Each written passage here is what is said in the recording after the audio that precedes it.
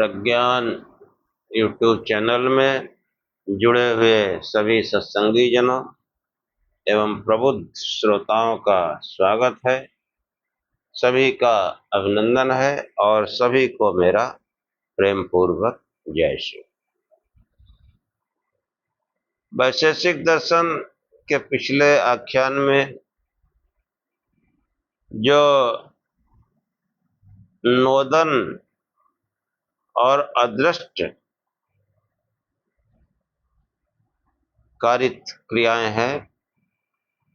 नोदन मतलब अभिघात, बलपूर्वक किसी वस्तु में गति पैदा कर देना या कार्य करना, और अभिघात से जो है कर्म होते हैं, क्योंकि पंचम अध्याय में कर्म की ही परीक्षा की गई, कर्म का ही विवेचन किया गया है। तो ये जो नोदन और अभिघात, नोदन क्रिया जो है, नोदन कर्म जो है वो अभिघात के द्वारा होता है, और जो अदृष्ट कार्यतम मतलब पृथ्वी कर्म, उसको उसका जो है वो कारण अदृष्ट रहता है। अदृष्ट दिखाई नहीं देता कि जो पृथ्वी की अदृश्य क्रिया जो है हमें न दिखने वाला कर्म। हाँ, ये बताया गया कि पृथ्वी निरंतर घूमती रहती है, और ये अदृष्ट जो कर्म है ये हमको उस परमात्मा की ओर संकेत करता है कि जो अभिघात से क्रियाएं होती हैं तो उसमें तमाम चीजें होती हैं। प्राकृतिक रूप से बिजली कड़कना,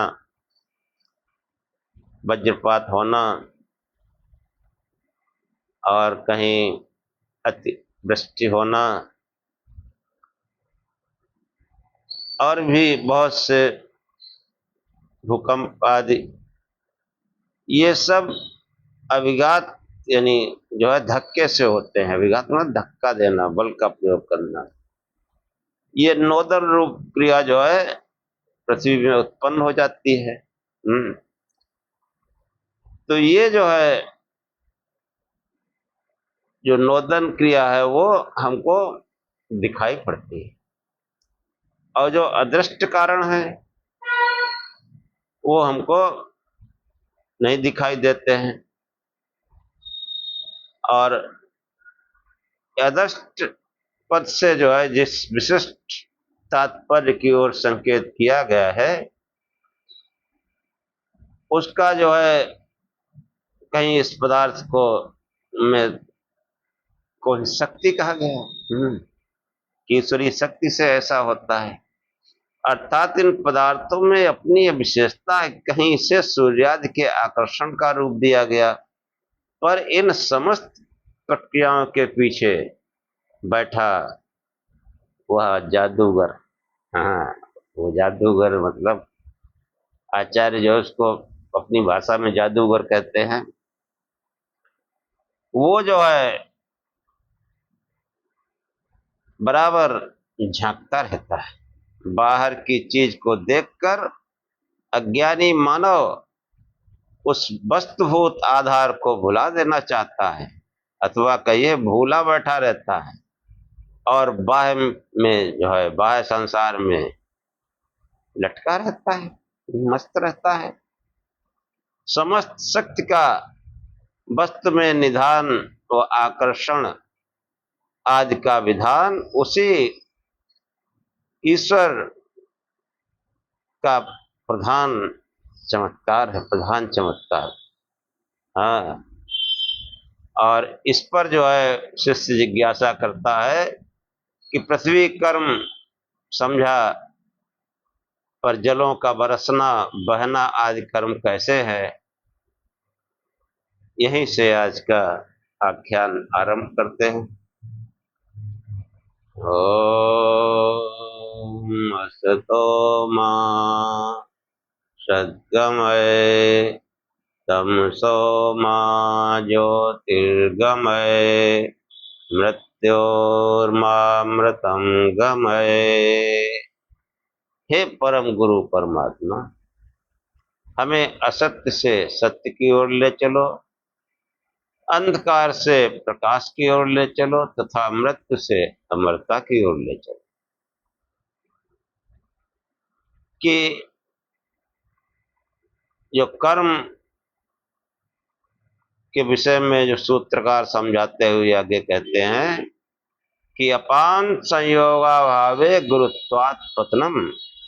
जलों का जो है, अपान मतलब जलों का, संयोगाभावे संयोग का अभाव होने पर प्रतिबंधक के गुरुत्व से नीचे गिरना होता है। गुरुत्व देखो, पहले तो गुरुत्वाकर्षण की खोज कितना पहले हो चुकी। हजारों वर्ष पूर्व कणाद ऋषि ने इसका उल्लेख किया और ये उल्लेख हमारे वेदों से लिया गया है। जलों के नीचे गिरने बरसने का कारण जल में संवेद गुण गुरुत्व है। बरसते के रूप में पतन क्रिया का समवायीकरण और असमवायीकरण जलों में संवेद गुरुत्व है। पर यह कार्यानुकूल तभी होता है जब पतन क्रिया के प्रतिबंधक विधारक वायु का बादलों से संयोग नहीं होता है। संयोगाभावे, अब जो जल को धारण करने वाले बादल होते हैं तो वो जब तक बरसते नहीं तब तक ये क्रिया नहीं होती। बरसने पर जो है वो उन बादलों से इसका जो संयोग है उसका अभाव हो जाता है। अपाम संयोगाभावे, बादल गहरे गहरे छाए रहते हैं और जल उनमें वो बादल धारण किए रहते हैं। तो वो जो संयोग है बादलों का जल से, जब तक वो संयोग का अभाव नहीं होगा तब तक ये गुरुत्व जो है काम नहीं कर पाता। कि जो है बादलों के गहरे छाए रहने पर भी पानी जब तक उसका पतन नहीं होता, बरसता नहीं, तब बादलों के साथ विधारक वायु का संयोग बना रहता है। ये वर्षा कर्म का प्रतिबंधक है। बादल छाया है, जब तक छाया है, पानी अपने धारण किए है, तब तक वर्षा नहीं हो सकती। बहुत देर तक बादल छाए रहते हैं तब कहीं जाकर वर्षा होती है। तो ये वर्षा कर्म का प्रतिबंधक रहता है जब वायु और जल का संयोग बना रहता है। बादल जलों का संघात है, यह नाम वार्दल या वारिदल समझना चाहिए। जो इसके स्वरूप को व्यक्त करता है। इस नाम का मूल अपोदल भी संभव है। उच्चारण में आ उड़ जाने से शेष भाग बादल के रूप में परिवर्तित हो गया। बादल जलों का संघात समूह है। अंतरिक्ष में इन दलों के झुंड वायु द्वारा उड़ाए जाते रहते हैं। अभ्रों के घनीभूत हो जाने पर जब गुरुत्व इतनी मात्रा में हो जाता है कि विधारक वायु का तिरस्कार कर अपने कार्य के लिए प्रभावी हो जाए, तभी वह अभ्र समूह को डामाडोल कर क्रियाशील कर देता है। अभ्र परस्पर संगठित होकर जल के रूप में बरसने लगते हैं। अभ्र मतलब बादल, वर्षा जो बादल, उन्हीं को अभ्र कहा गया। इस प्रकार वर्षा रूप में जलों के पतन कर्म का असमवाय कारण गुरुत्व रहता है। सूत्रकार ने जलों के बहने का निमित्त बताया। जलों का जो है बहने का एक कारण होता है, निमित्त। वो क्या है? द्रवत्वात् संदनम, द्रव से बहना जलों का होता है। भूमिगत ऊंचाई से जलों का नीचे की ओर सरकना, यही स्यंदन कहा जाता है। द्रव्यता स्यंदनम, कि भूमिगत ऊंचाई से जलों का नीचे की ओर सरकना स्यंदन कहा जाता है, यही जलों का बहना है। इसका असमवाय कारण जलों में संवेद द्रवत्व गुण है। द्रवत्व का अर्थ है द्रव अर्थात तरल होना। जलों का यह तरल भाव उनके बहने का कारण है। अन्य द्रव जब तरल रूप होता है वहां भी स्यंदन संभव है। घृतादि द्रव्य तथा पिघलाए जाने पर लौह आदि धातुओं में यही स्थिति। तात्पर्य है स्यंदन क्रिया में मुख्य निमित्त द्रवी भाव है। जब द्रवी भाव रहता है, द्रव की अवस्था में रहता है, तभी वो उसका बहना होता है। हाँ, नहीं तो जो है नहीं है। चंदन वही संभव है जहां द्रवत्व रहता है। अब जो है शिष्य जिज्ञासा करता है कि अंतरिक्ष में बरसने वाला जल अंतरिक्ष में कहां से आता है।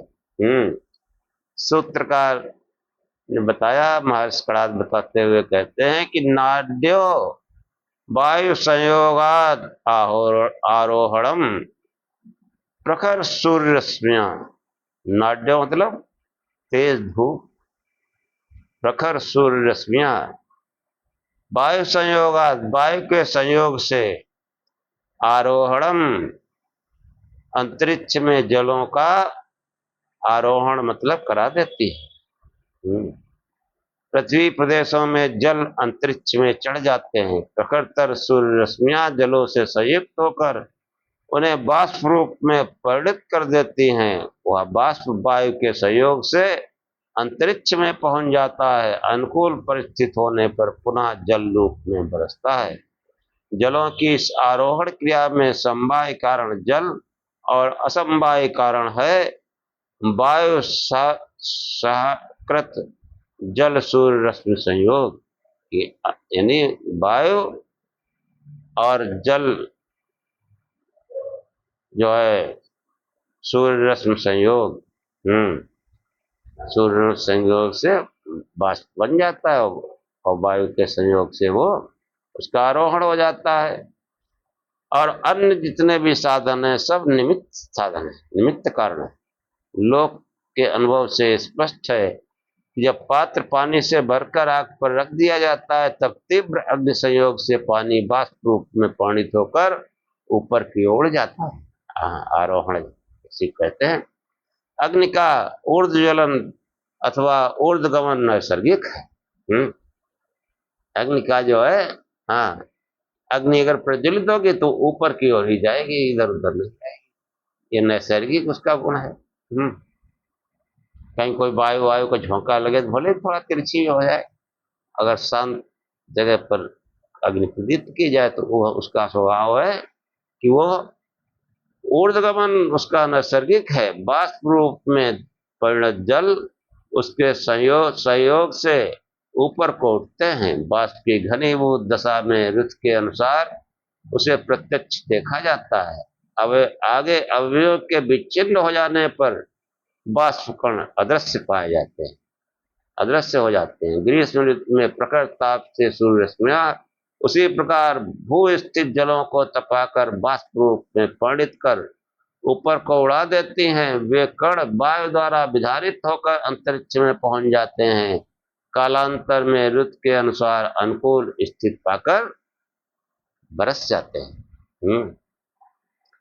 कि शिष्य आशंका करता है कि लोक में सूर्य रश्मि आदि के बिना पिचकारी तथा ऐसी शक्तियां अन्य साधनों से जल का आरोहण देखा जाता है। वह आरोहण क्रिया के कारण है। आचार्य सूत्रकार ने जो है समाधान करते हुए कहा कि नोदना पीडना संयुक्त संयोगाच, नोदन के अपीडन से, दबाव से, देखो नोदन क्रिया हुई तभी तो पिचकारी से पानी ऊपर जाता है। यो आशंका की गई कि बिना रस्म के भी पानी ऊपर चला जाता है। तो ये यहाँ पर नोदन क्रिया है कि नोदन के आपीड़न से, दबाव से, संयोग से होता है कि नोदना पीड़नात् संयुक्त संयोगाच। पिछले जो सूत्रों में आया कि अपा और आरोहण, अपाम और आरोहण पदों का इस सूत्र में भी अनुवर्तन समझो। पानी ऊपर को चढ़ जाता है, जब नली में बंद कर उसे ऊपर के छेद से निकलने के लिए इस प्रकार नीचे से दबाव दिया जाए कि उसमें वायु का प्रवेश न हो सके। नली में भरे पानी को हाथ से नोदन द्वारा अपीडन, पिस्टन आदि से जो है धकेल दिया जाता है। जितनी शक्ति से अपीडन कार्य करेगा उसी के अनुसार जलों का आरोहण होगा, कम ऊंचाई तक अथवा अधिक ऊंचाई तक। हाँ, यहाँ पर जो है नोदना पीड़न पद से जो भाव अभिव्यक्त किया गया है उसी को संयुक्त यानी संयोग पद से स्पष्ट किया गया है। पानी के उठने में दो चीजें काम करती हैं, नोदन और आपीडन। पहले अर्थ का अर्थ है प्रेरणा, दूसरे का अर्थ है धकेलना। पिचकारी या सिरिंज के उदाहरण में हाथ प्रेरित करता है, आपीडक को वह धकेलता है जल को। इस प्रकार नोदनापीडक का जल के साथ संयुक्त संयोग संबंध हुआ। हस्त संयुक्त आपीडन, उसका संयोग जल के साथ जो अर्थ नोदनापीडन से व्यक्त किया गया उसी से संयुक्त संयोग से स्पष्ट किया गया। नोदन किसी शक्ति, पावर, विद्युत, बाष्प, जलप्रपात आदि से हो। पानी के ऊपर उठने का प्रकार सर्वत्र यही होगा, अर्थात नोदनापीडन अथवा संयुक्त संयोग जहां विद्युत आदि शक्ति से पानी को ऊपर उठाया जाता है वहां बिजली का मोटर और टरबाइन इकट्ठे जुड़े रहते हैं, संयुक्त रहते हैं। टरबाइन का संयोग जल से रहता है। विद्युत टरबाइन को प्रेरित यानी टरबाइन का संयोग जल से रहता है, विद्युत टरबाइन को प्रेरित नोदन का विषय करता है और टरबाइन जल का अपीडन। इस प्रकार नोदनापीडन तथा संयुक्त संयोग जल के आरोहण की एक ही प्रक्रिया को अभिव्यक्त करते हैं। नोदनापीडन न देखे जाने पर भी वृक्षों से सिक्त जल अथवा भूमिगत नीचे की जड़ों से लिया गया जल ऊंचे से ऊंची पत्ती के सिरे तक पहुंचता है। इसका कारण क्या होगा? देखो कितनी सूक्ष्म चीजें जो है उनका वर्णन है। हाँ, कितनी सूक्ष्म ज्ञान कि जो है कि वृक्षों में जल कैसे चढ़ता है, इसका कारण क्या होगा? तो आचार्य कणाद कहते हैं कि वृक्षाविसर्पणम इति दृष्टकारितम इति अदृष्टकारितम। ये अदृष्ट जो नोदन और दृष्ट कार्य बताए गए, तो वृक्षों में सब और होता हुआ जलों का ऊपर को फैलाव ऐसा अदृष्ट कारण से होता है। अल्पकालिक फसलों, छोटे पौधों तथा लंबी जड़ें न होने के कारण अनेक औषध वनस्पतियों के मूल में बाहर से पानी पहुंचाकर सिंचाई की जाती है। ये चाहे वर्षा से हो अथवा मानव द्वारा प्रस्तुत उपायों से हो, एक ही बात है। जब वृक्ष बड़े हो जाते हैं तो उनकी जड़ें भूमि के उन गहरे भागों में पहुंचकर मिल जाती हैं जहां नमी पर्याप्त मात्रा में रहती है। ऐसे वृक्षों में उन जड़ों के द्वारा सब शाखा प्रशाखाओं में होते हुए जलीय अंश पत्तों के अगले सिरों तक पहुंच जाते हैं। जब तक ये प्रक्रिया रहती है, उद्भिज यानी जो उद्भिज वनस्पतियां जो है वो हरे भरे रहते हैं। इन सभी अवस्थाओं में विचारणीय है कि जल बिना किसी पूर्वोक्त कारण के कैसे ऊपर तक फैलते हुए पहुंच जाते हैं। तो सूत्रकार ने बताया यह प्रक्रिया अदृष्टकारित, जलों का ऐसा ऊर्ध्वगमन कतिपय अदृष्ट कारणों से होता है। अब वो कौन से अदृष्ट कारण हैं?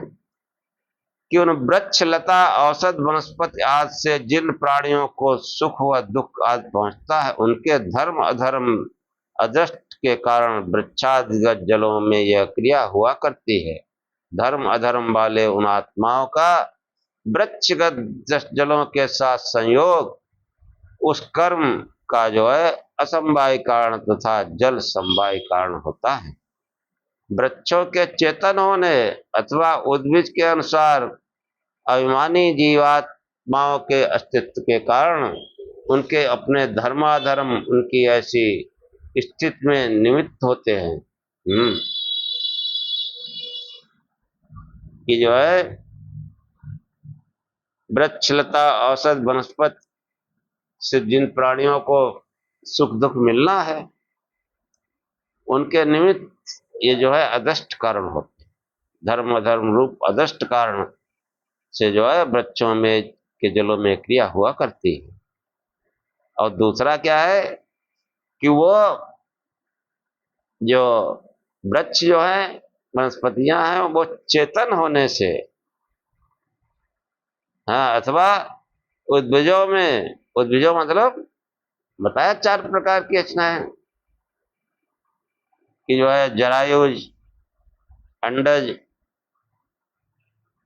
और स्वेदज, उद्भिज। और जरायुज में जो है योनिज और अयोनिज बताया गया। तो ये जो उद्भिज मतलब जो बीज से उत्पन्न होते हैं वनस्पतियां आदि, तो जितने ये वनस्पतियां हैं इनको चेतन कहा गया। विज्ञान भी इनको चेतन मानता है, पहले नहीं मानता था, फिर मानने लगा। तो ये जो है जीवात्माओं के अस्तित्व के कारण उनके जो है अपने धर्म अधर्म उनकी ऐसी स्थिति के निमित्त होते हैं। जैसे अन्य मानव आदि प्राणियों के देह में विभिन्न योनियों के अनुसार खाद्य पेय आदि आहार से विविध रसों का निर्माण व रक्त संचार आदि होता है, वैसे ही वृक्ष आदि उद्भिजों में अपने इस प्रकार से आहार के विविध रसों का निर्माण व संचार हुआ करता है। जैसे मनुष्य में होता है वैसे उनमें होता है। उनके जीवन की सुरक्षा और स्थिरता इसी पर निर्भर है। तात्पर्य अन्य अदृष्टवद आत्माओं के संयोग से वृक्षों में ऐसा जलारोहण आदि नहीं होता। प्रत्युत जिन आत्माओं को कर्मानुसार वृक्ष आदि योनि प्राप्त हुई है, उन्हीं के धर्माधर्म के अनुसार ये क्रिया हुआ करती। इस प्रकार जो है वृक्षगत अदृष्टवद आत्माओं का जल से संयोग ही जलों में आरोहण कर्म का असमवाय कारण रहता है। कि जो बहुत ही जड़ी स्वभाव के लोग होते हैं कि वो जैसे तमाम लोग ऐसे हैं कि वो सुबह शाम तक हिंसा में लगे रहते हैं। जैसे चिकवा वगैरह है, फटाफट उनका क्या काम है, बकरे काटना, भैंसा काटना। बिल्कुल दिमाग में जड़ता आ जाती है, उनको लगता ही नहीं है। जैसे लोग गाजर मूली काटते हैं, ऐसे वो जो है बकरा भैंसा मुर्गा काटते हैं, आदमियों को काट देते हैं। उसमें भी उनको बिल्कुल दिमाग में कोई हलचल नहीं होती। यानी ऐसे बहुत से जो जड़ बुद्धि, जड़ता, जिनमें कोई संवेदना नहीं है कि प्राणी हत्या कर रहे हैं, हमारे शास्त्र कहते हैं उनको ये फिर जड़ योनियों में जाना पड़ता है। जड़ योनि मतलब वृक्ष। थोड़ी जड़ता की थोड़ी वनस्पति में काम बन गया, ज्यादा जड़ता की तो वो बड़े बड़े लंबे उम्र वाले पीपल, बरगद और भी तमाम लंबी लंबी उम्र वाले पौधों में योनियों में प्रवेश करना पड़ता है। अब देखो बरगद, पीपल है, नीम है,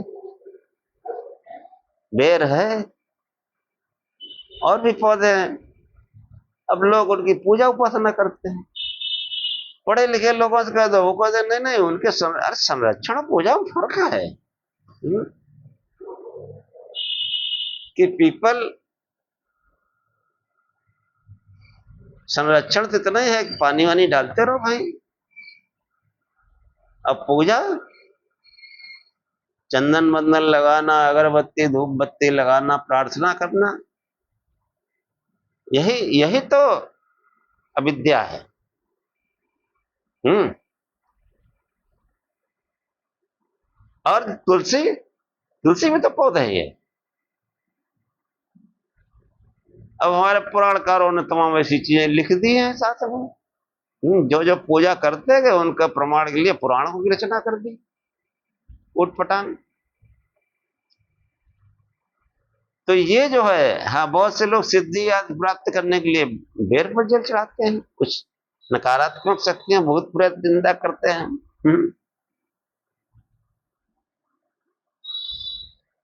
नीम पर जल चढ़ाते हैं कि उसमें देवी का वास है।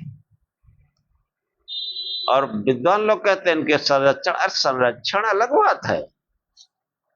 संरक्षण का मतलब यह नहीं कि लेके आरती जुटो, नमो नमो तुलसा महारानी, नमो नमो हरि की पटरानी। तुलसी पौधा एक मतलब जो है बहुत ही वायुमंडल को शुद्ध करता है, कीटाणु नाशक होता है। जो हानिकारक बैक्टीरिया है उनको नष्ट करता है। शोध से पाया गया कि तुलसी में जो है वो बराबर फॉर्मेल्डिहाइड गैस निकलती है जो वातावरण को शुद्ध रखती है। अब वो फॉर्मेल्डिहाइड गैस जो है तुलसी को लाओ भाई, ठीक जगह लगा दो, उसमें बीच कुछ पानी डालते रहो। अब वो लोग उसमें चंदन बंदन लगाते हैं, लाल कपड़ा बांध देते हैं, और जिस तुलसी या जिस पौधे की ज्यादा पूजा होती है वो फिर उसकी बढ़वार अवरुद्ध हो जाती है, वो उतना स्वस्थ नहीं रहता है। और ऐसे ऐसे लोग हैं जो जो स्वस्थ नहीं, ज्यादा पूजा है स्वस्थ नहीं रहेगा। क्योंकि आदमी तो ये बहुत सबसे जहरीला यही है। हम्म, जिसको ज्यादा छुएगा वो जो है रोगी हो जाएगा। हम्म। अब रोगी हो गया तो कहते हैं अरे ये तो सिद्ध हो गया। हम्म। ये तो सिद्ध हो गया। तो ऐसे ऐसे भ्रम, पाखंड, आडंबर घुसे हुए हैं। हम्म। और ये जितने भी वृक्ष हैं, ये मानो जो है सजा भुगत रहे हैं, सजा। जाड़ा हो, गर्मी हो, बरसात हो, झेलना है इनको। हाँ? सूख जाते हैं।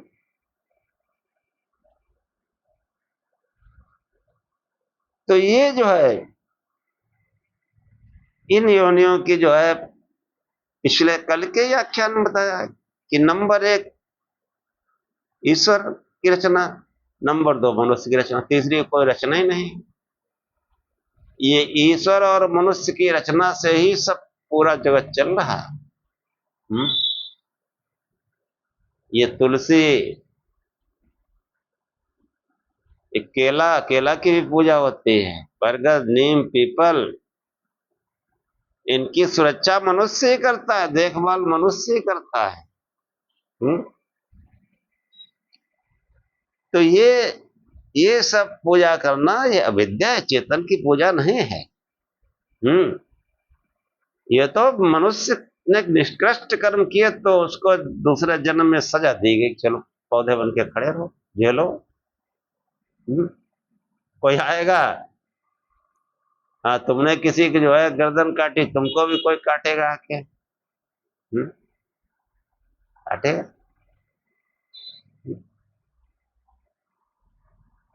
अब ये हम लोग विचार नहीं करते, विचार बहुत चीज है। निरुक्त में जो है, निरुक्त जो वेदांग है उसमें व्यास मुनि कहते हैं, उनसे प्रश्न किसी किया होगा कि मनुष्य अकस्मात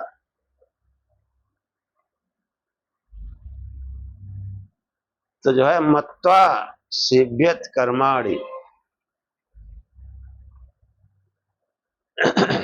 मनुष्य, वो जो है जो मनन करता है, विचार करता है, मनन चिंतन करता है, वह मनुष्य है। जो मनन चिंतन करके जो है काम करता है, कि हम जो पूजा उपासना कर रहे हैं उस पर मनन चिंतन करें, और मनन चिंतन में जो है अगर निर्णय निकल आएगा, पहली बात नहीं निकल आएगा तो हम उसको अपने जो मूल ग्रंथ हैं, वेद या वैदिक साहित्य, उसमें देखें, उसके अनुसार कार्य करें। तो वैदिक साहित्य में इन जो है कहीं इनकी सबकी पूजा उपासना नहीं। और इनके संरक्षण की बात जो है हमारे शास्त्रों में भी है और सरकारें भी करती हैं। हर साल पौधारोपण होता है कि भाई पेड़ वेड़ मत काटो। संरक्षण की बात होती है, वातावरण में जो है प्रकृति में समन्वय बनाए रखो। तो ये जो है ये जैसे ये अन्य जीवधारी हैं, तो ये जो उद्भिज हैं, वनस्पत जगत, इनको भी ये भी इनको जो है अपने पूर्व कर्मों का के अनुसार जन्म मिला है। मनुष्य के अलावा जितनी भी योनियां हैं वो सब भोग योनि है। मनुष्य जो है वो कर्म योनि और भोग योनि दोनों है। चाहे वो देवी देवता हो, वो भी भोग योनि है। कि मनुष्य कभी रहे और बहुत ही धार्मिक कार्य किए और भोगों की इच्छा रखी तो देवता बन के जाओ, भोगो जाके। और गलत काम किए तो अन्य अधम योनियों में चले गए, सुगर कुत्ता बन गए। आदमी कहता है बिल्कुल कुत्ता है, सुगर है, गधा है। अरे वैसे लक्षण दिखते हैं, और जब वैसे लक्षण दिख रहे तो वो ईश्वरी व्यवस्था है, अगली बार गधा सुअर बकरी बकरा बनो, मुर्गा मुर्गी बनो, हाँ खूब खाए हो, अब तुम कटवाओ अपने सिर को बार बार।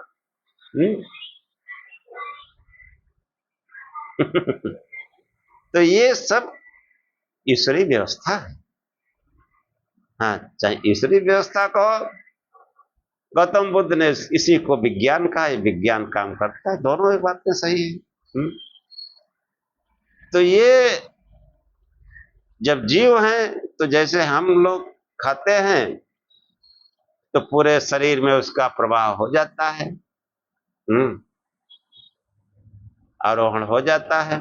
ऐसे ही पौधों में भी जो है ये जो जलों के साथ जो है ये जल जो है भूमि से ग्रहण करते हैं और हर पत्ती पत्ती सब जगह पहुंचता है रेशे रेशे में। जैसे हम पानी तो मुंह से पीते हैं, लेकिन पूरे शरीर में इसका असर पहुंचता है। खाना मुंह से खाते हैं, पूरे शरीर में असर पहुंचता है।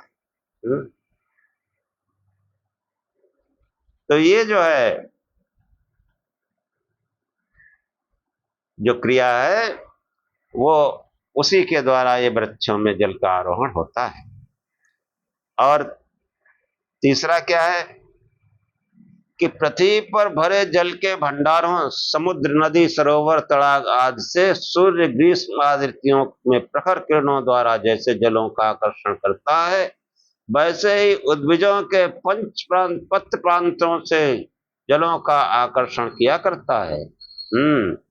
उद्भिज अपने प्रांत भागों में पानी की उसी कमी को जड़ों द्वारा पानी पीकर उसको अपने प्रांत भागों तक पहुंचाकर पूरा किया जाता है। देखो कि जैसे कोई पौधा खड़ा है, अब तेज धूप लग रही है तो वो उन पत्तों से पानी खींच लेता है, वो तेज धूप। अब जब पानी वहां खींच गया तो वहां पानी का भाव है तो वो नीचे से उसको खींचता है अब उस भाव को पूरा करने के लिए। कि मनुष्य भी जैसे धूप में रहता है, गर्मी में फिर पसीना पसीना आता है और फिर पसीना उड़ जाता है तो सूर्य ले गया पानी। अब कम पड़ गया तो फिर ये 2 गिलास पी लेता है। और ऐसे ही पौधे भी जो है, जो सूर्य आदि चमकता है तो उसके पत्तियों फूल आदि से जो है पानी खींचता है, तो उसकी पूर्ति के लिए जड़ों द्वारा पानी जैसे पी करके उसको उस प्रांत तक पहुंचाकर पूरा किया करता है। यह क्रिया उद्भिज में कार्य न करे तो उद्भिज के पत्र शाखा आदि जल न मिलने से धीरे धीरे सूखने लगते हैं। जब एक पुराना पेड़ हो जाता है, कोई कमी होती है तो फिर सूखने लगता है, या उसमें मिट्टी में पानी न हो, छोटी वनस्पतियां हैं, अगर उनमें सिंचाई नहीं होगी तो सूख जाएगी। बड़े पौधे हो तो उनकी जड़ें गहरी होती, जल तक होती है, हाँ, तो जल्दी नहीं सूखते हैं, लेकिन कभी कभार वो भी सूखने लगते हैं।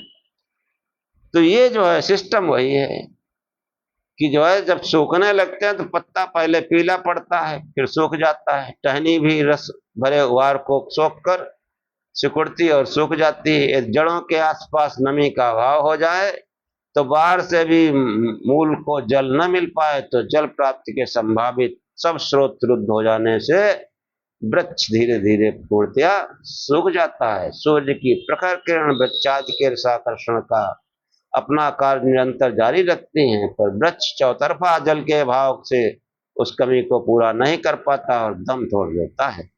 इसी प्रकार उसका अपना जीवन क्रम ऐसे ही जलारोहण के कारण रहता है। हाँ, इसको अदृष्टवत आत्म संयोग कहने में कोई बाधा नहीं, ये अदृष्ट संयोग है। यह सब, और अगला क्या है चौथा, यह सब क्रम, ये जो क्रम है ये सब ईश्वरीय व्यवस्था के अनुसार चलता है। हमारे लिए उद्भिज की अंतर्गत प्रक्रिया एक प्रकार से अदृश्य है और परमात्मा की जगत रचना व्यवस्था भी अदृश्य है। इस पर तो पहले बात हो चुकी। इन सब स्थितियों का संचालन और लेखा जोखा उसी के बस में है। इसी भावना को सूत्रकार अदृष्ट कार्यतम पदों से अभिव्यक्त किया है कि उसका जो प्रेरणा, उसका जो कार्य है वो अदृष्ट है, पता नहीं चलता है। अब पेड़ खड़ा हो जाता है, बड़ा हो जाता है, बच्चा पैदा होता है, धीरे धीरे बढ़ता है, दिखाई नहीं पड़ता कब बढ़ा है। हाँ, ये सब उस अदृष्ट कारण से होता है। और ये वो अदृष्ट कारण जो है, ये व्यवस्था जो है वो परमात्मा की जगत व्यवस्था, इससे चलता रहता है। हाँ, अब शिष्य जिज्ञासा करता है, जलों में द्रवत्व नैसर्गिक है, फिर उसमें काठिन्य एवं पुनः तारल्य कैसे हो जाता है? देखो कैसे कैसे प्रश्न पूछते हैं। तो इसका उत्तर देते हुए महर्षि कणाद कहते हैं कि अपान संघातो विलयनम च तेजः संयोगात, जलों का संघात यानी सामूहिक रूप से कठिन हो जाना, पिघल जाना, तरल हो जाना और तेज के संयोग से हुआ करता है। जल जमकर बर्फ ओले के रूप में कठिन हो जाते हैं। जल जो है बर्फ में भी परिवर्तित होता है, ओले में भी परिवर्तित हो जाता है और फिर पिघल जाते हैं। जलों में परिवर्तन अग्नि संयोग से होता रहता है। जब अग्नि संयोग नहीं हो पाता, टेम्परेचर कम हो जाता है, फिर वो 0 डिग्री पहुंच जाता है, माइनस पहुंच जाता है, पानी बर्फ बन जाता है। और जलीय कण अंतरिक्ष अथवा अन्य प्रदेशों में जब इकट्ठे होकर जमने लगते हैं तब सूक्ष्म अवयवों के साथ दिव्य तेज संयोग से उनमें द्रवत्व गुण की उत्पत्ति का प्रतिबंधक हो जाता है। कि जब ठंडे प्रदेशों में जो है अग्नि संयोग नहीं हो पाता तो उसका द्रवत्व प्रतिबंधित हो जाता है, वो ठोस रूप में आ जाते हैं। हाँ, उन अवयवों से उत्पन्न अवयवी के में द्रवत्व न होने के कारण काठिन्य आता है। कि जो है, जो शिष्य ने जिज्ञासा की थी कि जलों में द्रवत्व नैसर्गिक है, फिर उसमें काठिन्य और पुनः तरलता कैसे हो जाती है? तो वही समझाते हुए जो है सूत्रकार कहते हैं अपासंघातो विलयनम च तेज संयोगात, जलों का सामूहिक रूप से कठिन हो जाना, तरल हो जाना, ये तेज के संयोग से हुआ करता है, यानी अग्नि के संयोग से हुआ करता है। कि जो है ये जो तेज का संयोग न होने से उसका जो है द्रवत्व गुण की उत्पत्ति का प्रतिबंधक हो जाता है। उन अवयवों में उत्पन्न अवयव में द्रवत्व न होने से काठिन्य आता है। कालांतर में अवसर के अनुकूल किसी प्रकार गर्मी पाकर जमे जल पिघल जाते हैं। यद्यप जमना और पिघलना दोनों परस्पर विपरीत क्रिया है और दोनों का कारण तेज संयोग है, परंतु उन क्रियाओं में तेज संयोग एक दूसरे से विलक्षण रहता है। जल को जमाने वाले तेज संयोग पिघलने वाले तेज संयोग से विलक्षण है। यह विलक्षण उनसे प्राप्त गर्मी की न्यूनाधिकता पर निर्भर करता है। तापमान का विलक्षण स्तर विपरीत क्रियाओं का जनक हो जाता है। अपासंघातो विलयनम च तेजा संयोगात। देखो कितनी सूक्ष्म ज्ञान, सूक्ष्म विवेचन हमारे शास्त्रों में है, और जो हजारों साल के। अरे इन्हीं की नकल कर करके अब बहुत कुछ विज्ञान है, नई नई खोजें भी होती रहती हैं, ऐसा नहीं कि नई खोजें नहीं होती, लेकिन इन्हीं सबको जो है लेकर के हमने अपने शास्त्रों की उपेक्षा की। वही ज्ञान पश्चिम से मिला तो हम दोनों हाथ बढ़ा के ले लिए, क्योंकि हम अपने शास्त्रों के बारे में, अपने सनातन के बारे में जानते नहीं कुछ। कितना जो है सूक्ष्म क्रियाओं का वर्णन है, जब विज्ञान का कोई अता पता नहीं था तब हमारे वैज्ञानिक थे ये ऋषि लोग। ऋषि के मतलब ही होते हैं, अंग्रेजी और हिंदी दोनों एक ही परिवार की भाषाएं हैं, भाषा विज्ञान देखो। तो ऋषि से ही उन्होंने रिसर्च बना लिया। अरे ऋषि तो बहुत प्राचीन आदि वैज्ञानिक थे। अब नए वो रिसर्चर हो गए। शब्द भी हम ही से लिया उन्होंने, ऋषि हमारे यहाँ शब्द है वो उसी से उन्होंने रिसर्च बना लिया। एक ही परिवार की भाषाएं हैं दोनों, इसीलिए उन्होंने हिंदी वाले समूह से उसको जोड़ा गया है। तो ये जो है कि अंतरिक्ष में अभ्र का कर्का जलों रूप से जलों को जमाने के लिए तेज संयोग कारण होता है, इसमें क्या प्रमाण है? कि जो है ये जो बरसात होती है तो बादल में जो है कैसे संयोग हो जाता है कि ओला बन जाता है, तो कैसा प्रश्न है। हाँ, जनसामान्य इसका उत्तर नहीं ढूंढ सकता। बहुत वैज्ञानिकों ने खोज की तब जान पाया, और यहाँ जो है पहले से ही ये ज्ञान मौजूद है। हम तो कहते हैं इसी ज्ञान को चोरी करके उन्होंने प्रैक्टिकल करके देखा फिर बता दिया, और हम उसी को लिए लिए घूमते। हमारा अपना अपना कोई वैशेषिक, कितने पढ़े लिखे लोग जानते हैं वैशेषिक शास्त्र है?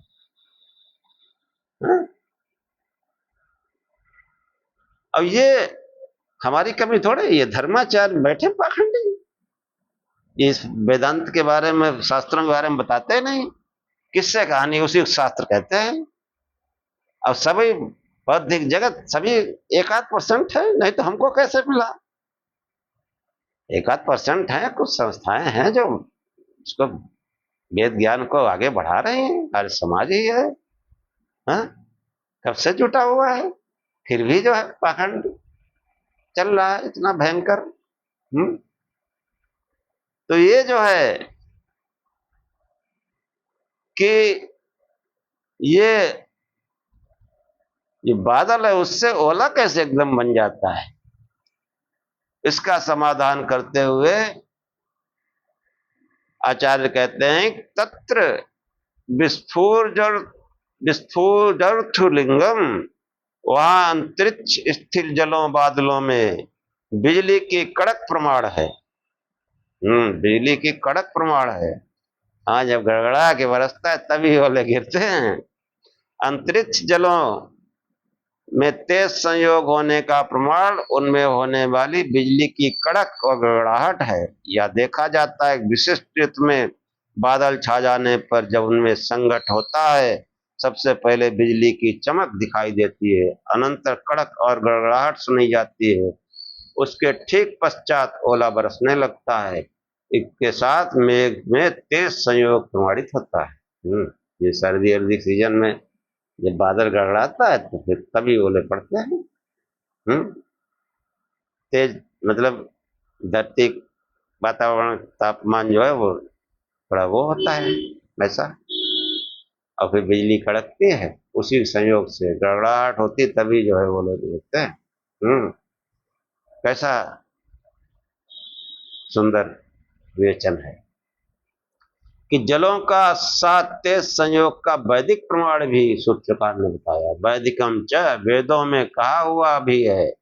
वेद तथा अन्य वैदिक साहित्य में अनेकत्र ऐसे संकेत उपलब्ध होते हैं जिनसे जलों का साथ तेज संयोग प्रमाणित होता है। अग्नि गर्भो अपामसी, आपस्ता अग्निगर्भा गर्भमाधीरन, अपाहेश गर्भो एक दग्नि, ये सब जो है मंत्र आए हैं। अपस्यो निर्वाग्नि तत्री संहिता, आपो अग्नि योनिम। यजुर्वेद में जो 12वां अध्याय का 37वां मंत्र है, अग्नि गर्भोपामसी। इस प्रकार जो है वेदों में भी इसका उल्लेख है, और उस वेद ज्ञान से ही मनन चिंतन करके शास्त्र लिखे गए हैं। जो हमारे वेदांग और उपांग हैं, ये वैदिक साहित्य में वैदिक ज्ञान से ही इन्होंने किसी विशिष्ट विषय को ऋषियों ने बताया, हमारे रिसर्चरों ने, वैज्ञानिकों ने, ये हमारे वैज्ञानिक। तो ये जो है प्रसंग अभी आगे बहुत चलेगा, व्याख्यान ज्यादा लंबा हो जाएगा, इसलिए ये सब अदृष्ट कारण है, और ये अदृष्ट कारण ईश्वरीय व्यवस्था से है। हाँ, ये कौन हंसता है फूलों में छुपकर, बाहर बेचैन है किसकी धुन पर। किसी गीतकार ने लिखा, हालांकि फिल्म में है। और ये सब विचार करने से आता है। इसलिए जो जगत रचना में जो है, चाहे कोई मनुष्य हो, शरीरधारी हो, या वनस्पति जगत से हो, वो उपासनीय नहीं है। यही चीज समझने की जरूरत है। और जब तक हम इधर लगे रहेंगे नो, हम आध्यात्मिक हो ही नहीं सकते, ईश्वर की तरफ जा ही नहीं सकते। नहीं जा सकते। मनोरंजन करते रहो, हाँ, थोड़ा धार्मिक बने रहोगे, आध्यात्मिक कभी नहीं। अध्यात्म अलग चीज, अध्यात्म में केवल आत्मा परमात्मा ही रह जाता है, अन्य सब किनारे। आध्यात्मिक होना बड़ी बात है, बिना आध्यात्मिक बने ईश्वर की ओर नहीं जा सकते। ये धार्मिक लोग अगर मनन चिंतन करते हैं तो ईश्वर की तरफ प्रेरित हो सकते हैं, और जो अधर्म में लगे हैं,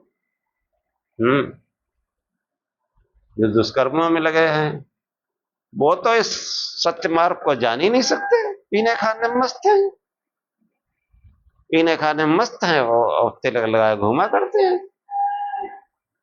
हाँ, मौका पा जाएंगे तो अनाचार दुराचार भी करेंगे, चोरी भी कर लेंगे। तो ये सब जो है बहुत ही विचारणीय विषय है, गंभीर विषय है। कि सबका, इस समस्त सृष्टि का मूल जो है तुरी शांतम शिवम अद्वैतम, वो शांत शिव अद्वैत, मतलब कोई दूसरा नहीं है, वही शिवम केवला, केवल शिव है। इसलिए शिव शिव जपो और प्रकाश स्वरूप से ध्यान करो। हाँ, भगवान भोलेनाथ फोटो लगा लो, पूजा करो। इसी के साथ आज का ख्याल समाप्त करते हैं।